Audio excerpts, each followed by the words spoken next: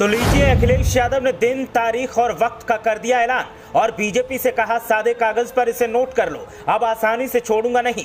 27 तारीख से शुरू होगी बीजेपी की उल्टी गिनती, क्योंकि अखिलेश यादव करने वाले हैं अब सत्ताधारियों के खिलाफ हल्ला बोल।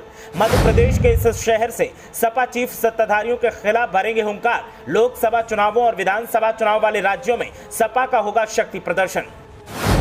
बीजेपी वाले बौखलाए घूम रहे हैं, सत्ताधारियों की सिट्टी पिट्टी गुम है और आला कमान की अक्ल काम नहीं कर रही है। जो चुनौती अखिलेश यादव ने दी थी, अब उसका वक्त, तारीख और दिन सब बता दिया है और कह दिया है कि अब संभाल सकते हो तो संभालो।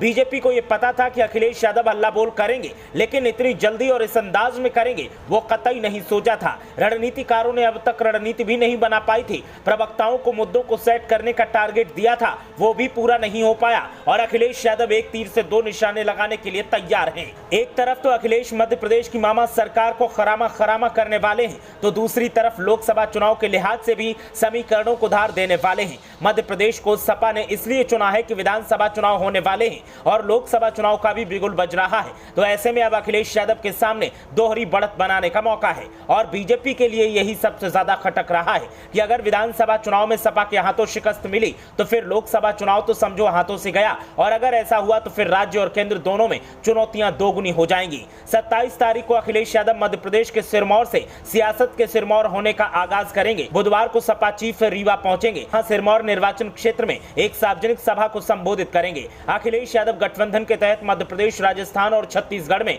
सपा के लिए सीट मांग रहे हैं। ऐसे में उनका दौरा बेहद अहम हो जाता है। अखिलेश यादव 27 और 28 को मध्य प्रदेश के दौरे पर रहेंगे। इस दौरान वो रीवा के सिरमौर में एक चुनावी जनसभा को संबोधित करेंगे। वहीं खजुराहो में भी सपा ने बड़े स्तर पर कार्यकर्ता सम्मेलन की तैयारी की है। सपा की कोशिश है कि किसी तरह इंडिया गठबंधन के तहत कांग्रेस पर इन राज्यों में सीट लेने का दबाव बनाया जाए और संगठनात्मक स्थिति को मजबूत किया जाए। दरअसल इस साल के अंत तक मध्य प्रदेश, छत्तीसगढ़, राजस्थान, तेलंगाना और मिजोरम में चुनाव होने जा रहे हैं। सपा अध्यक्ष पहले ही ऐलान कर चुके हैं कि उनकी पार्टी मिजोरम को छोड़कर बाकी 4 राज्यों में भी चुनाव लड़ेगी। एमपी में सपा पहले ही अपने 6 उम्मीदवारों के नामों का ऐलान कर चुकी है, तो वहीं छत्तीसगढ़ को लेकर भी तैयारियां जारी हैं। सपा ने छत्तीसगढ़ में भी 40 निर्वाचन क्षेत्रों की सूची तैयार की है, जहां से पार्टी ने चुनाव लड़ने की इच्छा जताई है। सपा अध्यक्ष अखिलेश यादव चाहते हैं कि अब यूपी से बाहर भी पार्टी का विस्तार किया जाए और सपा को राष्ट्रीय स्तर की पार्टी में बदला जाए। पिछले काफी समय से वो इसकी कोशिशें करते दिखाई दे रहे हैं और हर हाल में सत्ताधारियों की चुनौती को दोगुना करने की तैयारी में भी लगे हैं।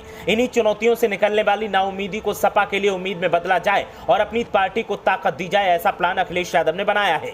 छोटे नेताजी ने रोड मैप भी सही बनाया है और ताकत का सही इस्तेमाल करने की तैयारी भी की है। अब देखना यह है कि कैसे अखिलेश यादव सत्ताधारियों की बैंड बजाते हैं और कैसे 27 तारीख के हल्ला बोल से मध्य प्रदेश में मामा की सरकार को ललकारते हैं। ब्यूरो रिपोर्ट, मीडिया हलचल।